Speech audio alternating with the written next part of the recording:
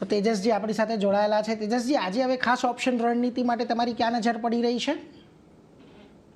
તો થોડી નજર બેંક નિફ્ટી પર છે. બેંક નિફ્ટીની અગર આપણે વાત કરીએ તો જેમ કે નિફ્ટી હજુ 50 દિવસ અને 20 દિવસની મૂવિંગ એવરેજ હોલ્ડ કરી છે, પણ બેંક નિફ્ટી હજુ બી કન્સિસ્ટન્ટલી 50 દિવસની મૂવિંગ એવરેજની નીચે ટ્રેડ કરી રહ્યું છે. 54,955,000ની આજુબાજુ સારો એવો સપોર્ટ છે. એકવાર આ સપોર્ટ બ્રેક થશે તો ડાઉનવર્ડ મોમેન્ટમ જે છે એ એક્સેલરેટ થઈ શકે છે.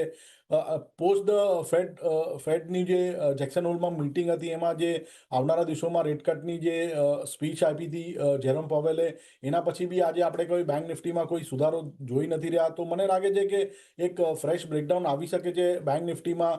તો જે 55,000નું પુટ છે વીકલી એક્સપાયરીનું, જે કરીબન 160ની આજુબાજુ ટ્રેડ થઈ રહ્યું છે, એક ડિપમાં ખરીદી કરી શકાય. 125થી લઈને 145ની વચ્ચે આ પુટને એક્યુમ્યુલેટ કરવું જોઈએ વિથ અ સ્ટોપ લોસ બિલો 49.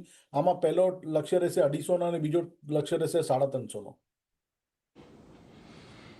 એટલે જુઓ, ખાસ કરીને નિફ્ટી બેંકના 55,000ના પુટને તમે અહીંયાથી ખરીદારી કરો, થોડો ઘટાડે ખરીદારી કરજો. 125 145ની રેન્જમાં ₹50 એટલે કે 49નો સ્ટોપ લોસ અને 250થી લઈને 350 સુધીના એક લક્ષ્યાંક આવી શકે છે. એટલે નિફ્ટી બેંકની અંદર એક ઘટાડો આવે એવી પૂરેપૂરી શક્યતા અહીંયાથી છે, એટલે એના પર એક નજર રાખતા રહીશું. પરંતુ આગળ વધીએ, ખાસ કરી